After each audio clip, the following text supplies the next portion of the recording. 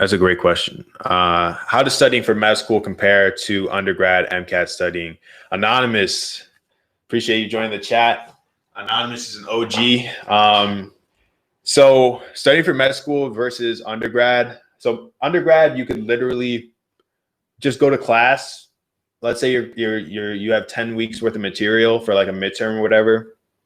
Let's say you have like not 10 weeks, so that's like a semester, but let's say you have like 4 weeks or 5 weeks worth of material for 4 or 5 weeks and then you have a test, right? You could literally go to class and not do any additional studying, just literally go to class, absorb the material, do like the mandatory requirements. You could do that, and then you can get to your test date, let's say a week and a half, 10 days out, and start studying from the beginning. And then, ace your test, 10 days out, 7 days out. With med school, you literally have to study every single day because the amount of content and material you're getting is literally like in a week, it's worth like a semester worth of material. I remember one of the doctors that's kind of like a mentor for me, he told me how in a semester of college, you have like a 5-subject or like a 5-inch binder of material you have to know. With medical school, you get literally it's like a 5-inch binder of material you have to know every single week. So it's all about conquering the week for me.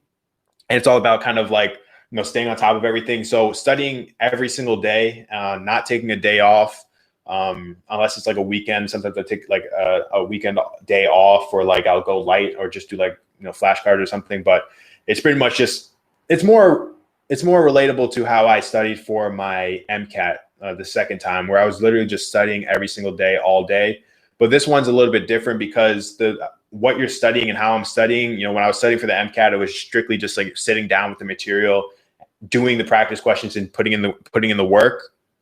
But with medical school, you're learning in all these different ways. You're learning with cases, you're learning with small group stuff, you're learning anatomy, you're learning clinical skills, you're learning traditional way with just lectures and stuff like that. So the learning is different, and you're definitely learning in different ways, which allows you to kind of mold the information better. So you don't necessarily have to like sit down and study as much. But I don't know. I'd say it's a lot different just because you have to study every day, and the grind just like constantly is a constant grind.